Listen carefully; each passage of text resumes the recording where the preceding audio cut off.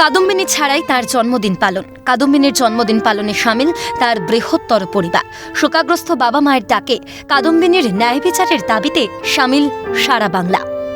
সোদপুর কাদম্বিনীর জন্মভিটে, সেই জন্মভিটেতেও যান কাদম্বিনীর বাবা মা ও নাগরিক সমাজ। চোখের জলেই জন্মভিটে ঘুরে দেখা হয়। ফুল ভালোবাসতেন কাদম্বিনী, তাই নাগরিক সমাজের উদ্যোগে সোদপুরে প্রথমে চলে মৌন মিছিল, তারপর মানুষদের মধ্যে ফুল বিলি করা হয়। সকলের দাবি একটাই, ন্যায় বিচার পাক ঘরের মেয়েটা। আজকে বাংলার মেয়ের জন্মদিন, অভয়ার জন্মদিন, আমাদের মেয়ের জন্মদিন।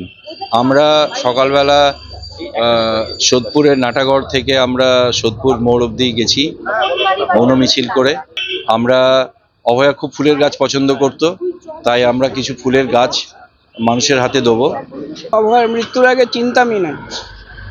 অভয়া যে বাড়িতে খুন হয়েছে, নিহত হয়েছে, সেই বাড়িতেই আমি এমএস করার সময় দীর্ঘ 2 বছর রাতে ডিউটি করেছি। তখন ওই 4 তলা 3 তলা কোনো বিল্ডিং হয়নি। হৃদয়ে অনেক ব্যথা আছে। ও আমার মেয়ের থেকেও ছোট বয়সী, ও আমার ছাত্রী প্রতিম। আমি শুধু চাই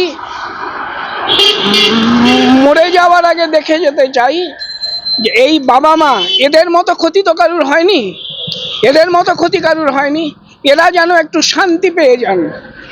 একাধিক কর্মসূচি, একাধিক প্রতিজ্ঞা, কবে মেলে ন্যায় বিচার সেদিকেই তাকিয়ে সকলে।